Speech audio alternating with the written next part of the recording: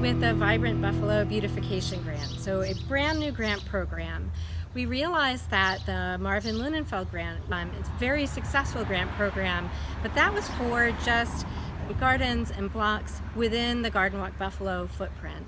But there's a lot of Buffalo that is not part of Garden Walk Buffalo.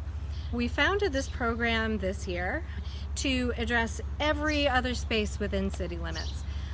We started with $5,000 of grant money to give out, and we have committee members from around the city, as diverse a group of people as possible. Like the Lunenfeld grant, what we do is we score each application according to a rubric, because we really do want to be as fair as possible. But we also want to make sure that we look at several things. We want to make sure that we're thinking about the impact on the community. Is this going to be a public space that is going to be seen and enjoyed by as many people as possible? Is this project cognizant of ecological implications? How is it going to use water? Does it use native plants? Does it impact insects and butterflies and birds and such? So we do want to make sure of all of those things. But and so this was our first year, and obviously we're working under strange circumstances. Hopefully we will not have to think about like how this project is going to have to be done with people not being near each other in the future. So that really has been something of a struggle.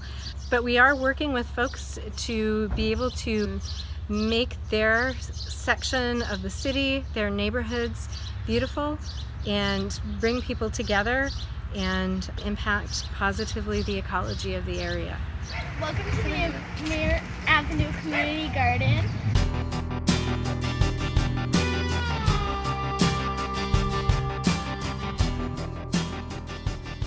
The barrels, which was from you guys, was part of that grant.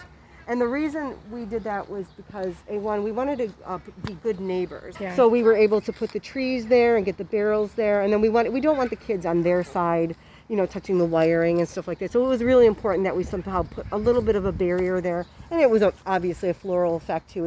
It looks beautiful. One of the ways that we fund this garden was my business. We had made a decision years ago. Every nickel that we made off of our bed and breakfast that we would put into the garden. Well, obviously with the COVID, we completely lost funding. And true to my faith, this is where you guys came in.